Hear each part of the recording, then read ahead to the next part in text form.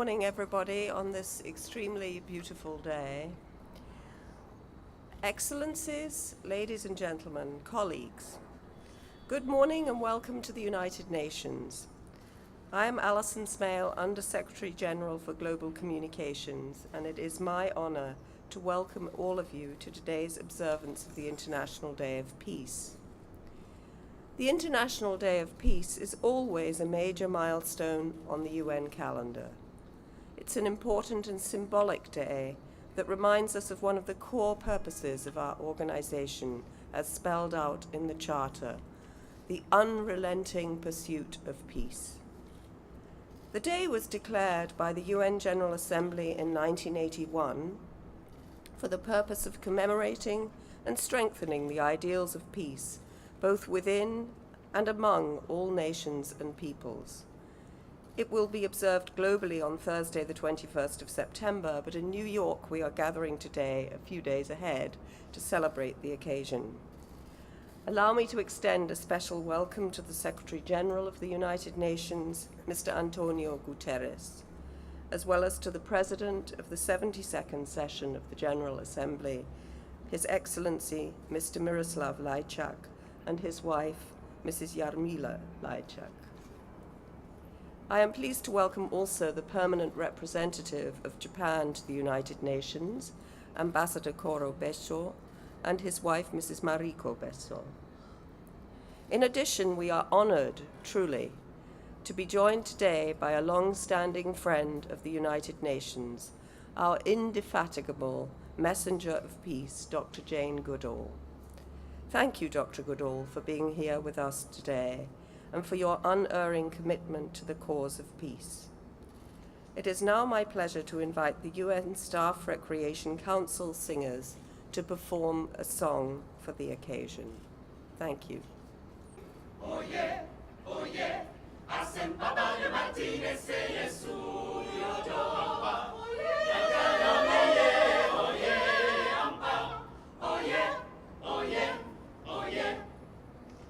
Hacen papá de Martínez, hacen papá de Martínez, ella es suyo yo.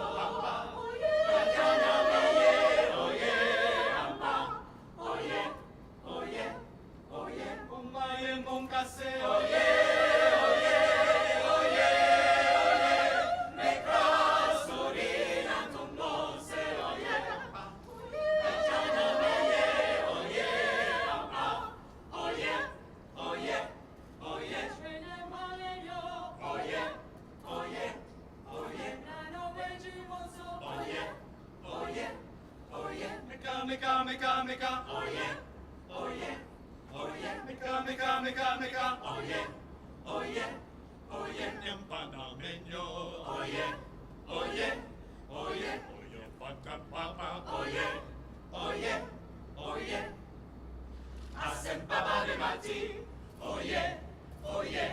hacen papá de Martínez, ella es suyo yo.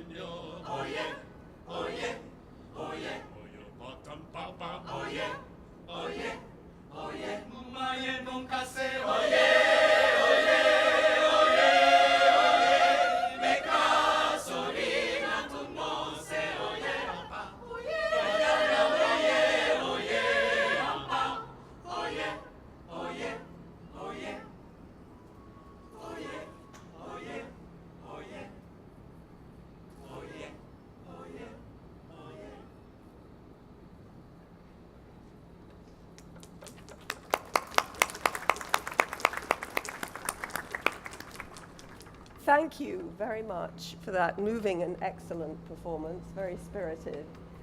It is now my privilege to introduce the Secretary-General of the United Nations, Mr. Antonio Guterres.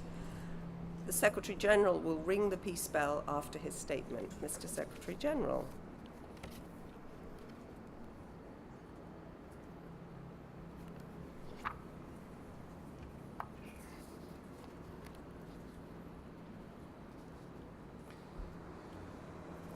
Excellencies, ladies and gentlemen, dear friends and colleagues, good morning and thank you for joining us for today's Peace Bell ceremony. It is wonderful to start the day with such music to remind us of the beauty that life has to offer. Yet, tragically, too many of our fellow global citizens are deprived of such peaceful pleasure due to conflict. The International Day of Peace is an opportunity to renew our resolve to work for a future free of violence and strife. It's a day when we honor those who have fallen in war and when we grieve the suffering that conflict causes. It is also when we call on combatants worldwide to lay down their arms and observe a day of ceasefire and non-violence. This year, we turn our thoughts in particular to refugees and migrants who need our support more than ever.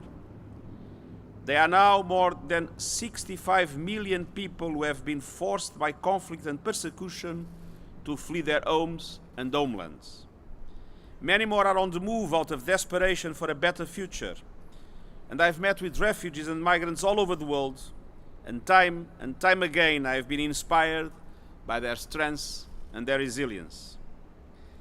For this International Day of Peace, we are focusing attention on the spirit of Together, a global initiative led by the United Nations to promote respect, safety and dignity for refugees and migrants. When more and more doors and minds are being closed to refugees, let us show solidarity. Let us highlight the shared benefits of migration to economies and to nations. When others receive the support they need and deserve, we are all more secure and better off. Those of us fortunate enough to enjoy peace and prosperity should do everything we can to allow others to enjoy it as well. And I thank our distinguished UN messengers of peace for being with us today and for their efforts. And you understand that we all can make a difference in today's world. Before I ring this bell and sound a call for peace and a day of non-violence, I'd like to ask you please to join me in a moment of silence. Thank you.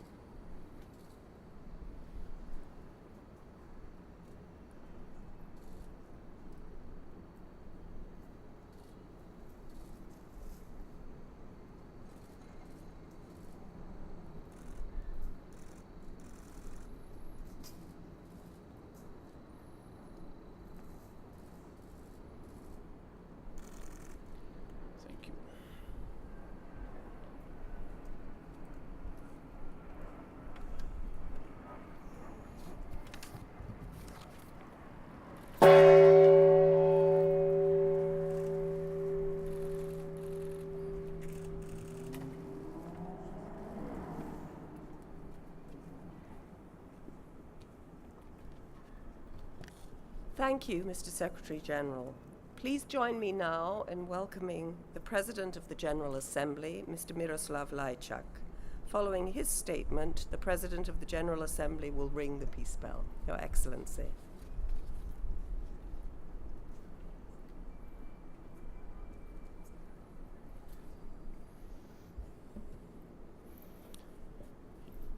Your Excellency, Mr. Secretary-General, Your Excellency, Ambassador Besho, Dr. Goodall, Excellencies, dear friends. It was the General Assembly that established the International Day of Peace in 1981.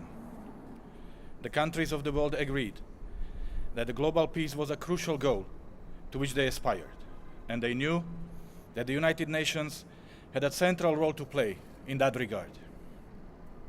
One of my main priorities this year is sustaining peace and preventing conflict. It is not enough for the international community to scramble for solutions when the wars have already erupted. Instead, we need to strengthen the ties that bind us together as fellow humans. We need to bolster social cohesion. We need to stop the battles before they break out. In 2001, the General Assembly decided that warring parties would observe a 24-hour ceasefire every year on the International Day of Peace. Casting aside arms, even for one day, is a noble and valuable gesture. But it would be even better if those weapons had never been picked up in the first place. Another major priority for my presidency is migration. So I'm especially pleased to see that the day's theme this year is centered around respect, safety, and dignity for migrants and refugees. Right now, the world is handling migration in a national and reactive fashion, but the time has come for a global governance system. The General Assembly will work to finalize a global compact on migration during this session. We'll try to develop a common understanding of this phenomenon in all its dimensions, including development, humanitarian aspects, and human rights. This is an urgent test for the United Nations. As you know, the theme of my presidency is focusing on people, striving for peace and a decent life for all on a sustainable planet. I chose to focus on people because ultimately, peace cannot be measured in numbers of resolutions and high-level meetings. Peace is measured in the number of people who feel safe and secure, who are free to exercise their human rights, and who have hope for the future. Those people include migrants and refugees. They might not have designated seats in the General Assembly Hall, but we shall work to ensure that their concerns are heard, because our world can only be truly peaceful if all members of our global community, including the most vulnerable, are able to live with the dignity that they deserve. As the United Nations works for peace, we will need to collaborate closely with the young people. And I'm happy to see the Secretary-General's envoy on the youth with us today. And I'm especially encouraged to see 194 students here, holding the flags of the United Nations and all its member states. We will work together across generations, across nationalities, across cultures, to attain our most precious goal, peace for our planet and all of its people. Thank you.